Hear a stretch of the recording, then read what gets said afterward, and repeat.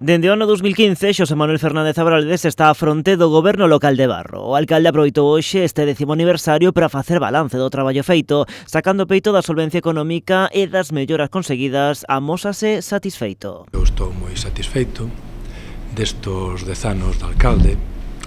A relación coas veciñas e veciños é excepcional, é un trato super agradable.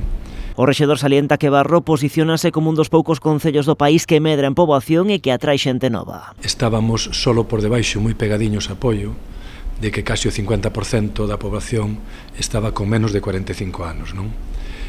E logo, mesmo por riba de Pontevedra. Di que iso débese ás políticas de dinamización social e cultural e tamén a que no municipio nestes anos a veciñanza avanzou en calidade de vida, contando con máis servizos e mellores prestacións. Nese sentido, destaca melloras no saneamento ou nos accesos aos núcleos, pero da xestión feita toda agora, o nacionalista queda con dos proxectos nos que levan anos traballando, o novo centro de saúde e a nova depuradora. Estes dous investimentos que supoñen, eu creo que un hito que seguramente non se volva a producir, que haxa dos investimentos desa envergadura xuntos nun concello como o de Barro en moito tempo, pois dixe, estar facendo as cousas correctamente. Sobre o centro de saúde, o Sergas recoñece que Barro pasou a ser un dos primeiros concellos que vai dispor de un centro de saúde novo por ter os deberes feitos.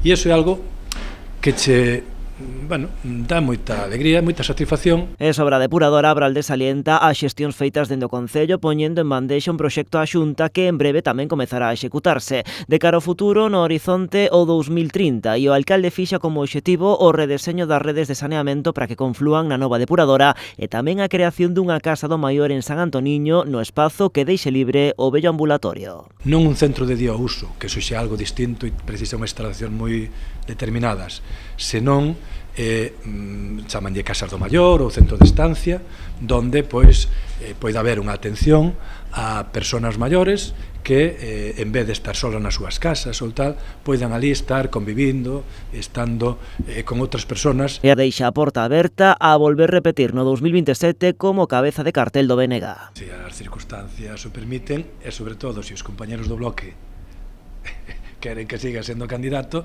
é o fundamental que os veciños e veciñas de Barro consideran a 97 que debo seguir estando aí, non? E asegura que a relación cos seus socios de goberno é boa porque di tanto PSOE como BNG aportan o seu traballo e o seu talento nas súas áreas, sendo proxectos complementarios que asegura está demostrado que funcionan.